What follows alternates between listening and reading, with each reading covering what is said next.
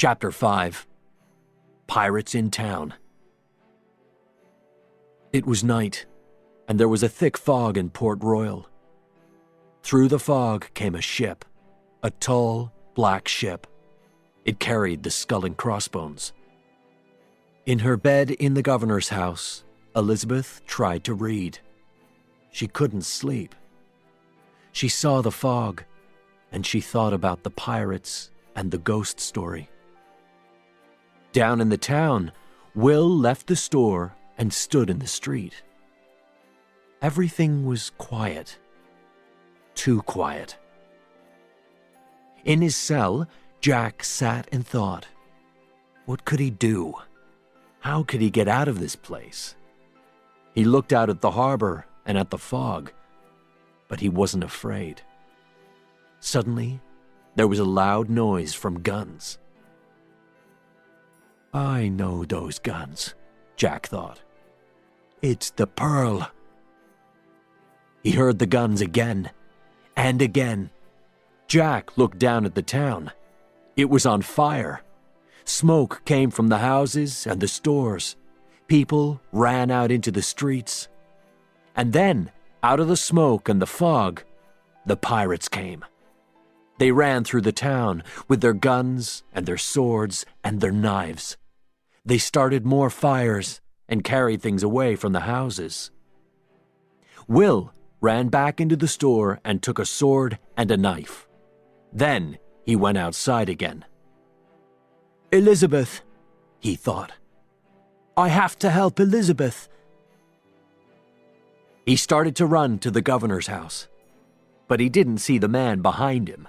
The pirate hit him hard on the head, and Will fell to the ground.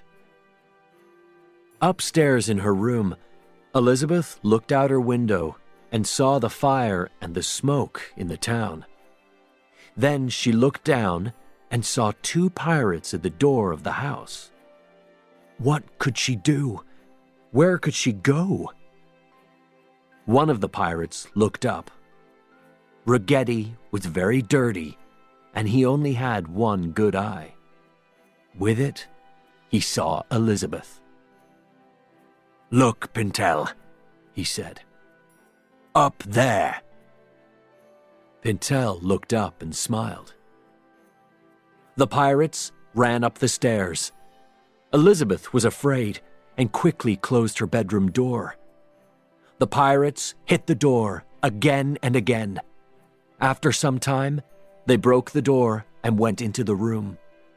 But they couldn't see Elizabeth. Suddenly, Elizabeth ran past them and out of the room. She ran down the stairs and into the dining room. The pirates ran after her. She looked for a gun, for a sword, but there was nothing there. She heard the pirates on the stairs. Where could she go? There was a small closet at the back of the room. She went in and closed the door, very quietly. The pirates came into the room.